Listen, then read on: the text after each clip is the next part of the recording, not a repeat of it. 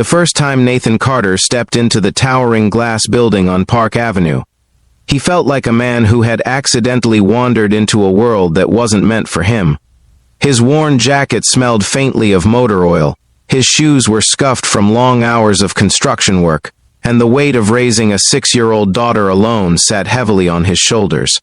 Yet somehow, this struggling single father had been summoned to meet one of the richest women in America. But nothing could have prepared him for the offer she was about to make. A billionaire wanted to hire him to be her husband for 30 days. Before we continue, if you believe in kindness, second chances, and stories that remind us humanity still matters, please take a moment to like this video, comment where you're watching from, share it with someone who loves emotional stories, and subscribe to the channel. Your support helps these stories reach more people who need them. Nathan still remembered the moment his life had shattered 2 years earlier. His wife had passed away suddenly after a brief illness, leaving him alone with their daughter Sophie, a bright little girl with curly hair and an endless stream of questions about the world. Since then, every day had been a battle. Nathan worked construction jobs across Chicago, sometimes leaving before sunrise and returning long after dark, doing everything he could to keep the small apartment they called home. Life had become a quiet routine of survival. But one rainy Tuesday morning, a letter arrived that changed everything. The envelope bore the name of Victoria Langford, a billionaire businesswoman known across the United States for her technology empire and philanthropic work. Nathan assumed it was some kind of mistake. He had never met her, never applied for anything connected to her company. Yet the letter requested that he meet her personally in New York. Curiosity and desperation pushed him to go. When Nathan finally sat across from Victoria in her breathtaking office overlooking Manhattan, he realized how different their worlds were. Victoria Langford was elegant and composed, with sharp green eyes that seemed to see through everything. In her early 30s, she carried herself with the confidence of someone who controlled entire industries. Yet there was also something fragile behind her calm expression. She explained her situation carefully. A powerful board of investors was pressuring her to appear more stable and family-oriented before approving a massive international merger. For reasons tied to public perception and old family traditions, they believed a married CEO projected trust. Victoria didn't want a real relationship. She didn't want a love story or a complicated life change. She simply needed someone trustworthy to pretend to be her husband for 30 days. Nathan listened in disbelief. The contract offered more money than he could earn in 5 years of construction work. It included housing, legal protection, and a guarantee that once the month ended, both of them would quietly return to their normal lives. Nathan's first instinct was to refuse. Pretending to be married to a billionaire sounded like something out of a movie, not something that happened to a struggling father. But then he thought of Sophie.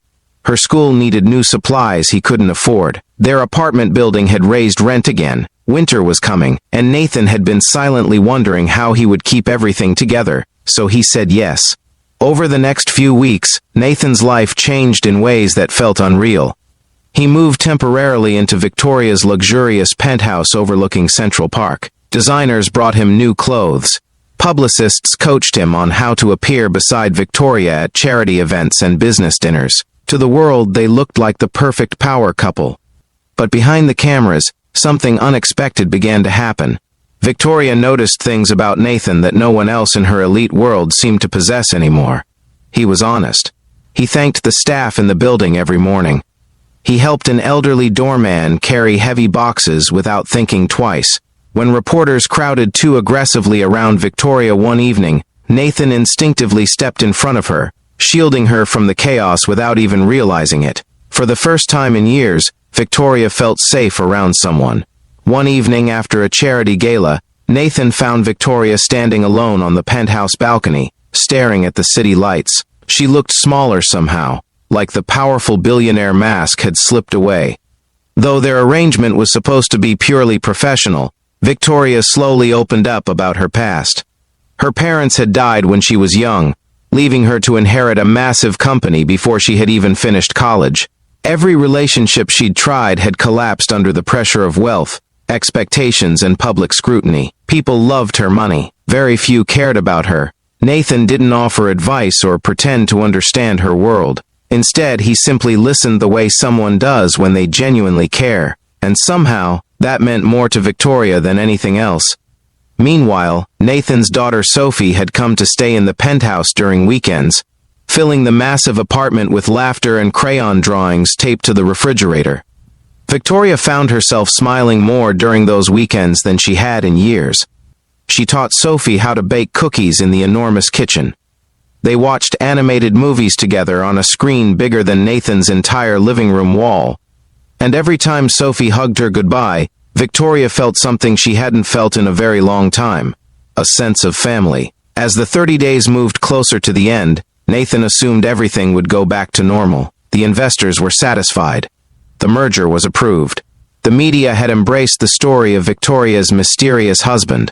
The contract had done its job. Nathan began packing his things quietly one evening while Sophie slept in the guest room. He knew this life had never been meant for him. But when Victoria walked into the living room and saw the suitcase near the door, something in her chest tightened. Because over the past month, Nathan had unknowingly changed something deep inside her. And she wasn't ready for him to disappear. Before we reach the final part of this story, we have a small request. If this story has touched your heart so far, please take a moment to comment the word kindness below. It helps this video reach more people who need stories like this. That night, Victoria asked Nathan to sit down. Her voice was calm, but there was an emotion in her eyes he had never seen before. Nathan assumed she was simply thanking him for fulfilling the contract. But instead, Victoria slid a folder across the table. Nathan opened it slowly. Inside were legal documents. However, they weren't divorce papers or termination forms. They were ownership papers for a small house in Chicago, in a quiet neighborhood close to Sophie's school. Nathan stared at the page, confused. Victoria explained that during the month they spent together, she had realized something important. For years she had built companies, negotiated billion-dollar deals, and impressed the world with her success. Yet the happiest moments she experienced were not at corporate meetings. They were simple evenings with Sophie laughing in the kitchen and Nathan telling stories about fixing old cars. So Victoria had decided to do something unexpected. She wasn't asking Nathan to stay. She wasn't trying to buy his loyalty. She simply wanted to make sure that when the 30 days ended, Nathan and Sophie would have a safe home where they would never have to worry about rent again. It was her way of saying thank you. Nathan felt his chest tighten with emotion he couldn't put into words. No billionaire had ever treated him like an equal before. No one with that level of power had ever done something purely out of kindness. He tried to protest, but Victoria simply smiled. Because sometimes, the greatest wealth in the world isn't money. It's the ability to change someone's life for the better. Nathan eventually returned to Chicago with Sophie and the keys to their new home.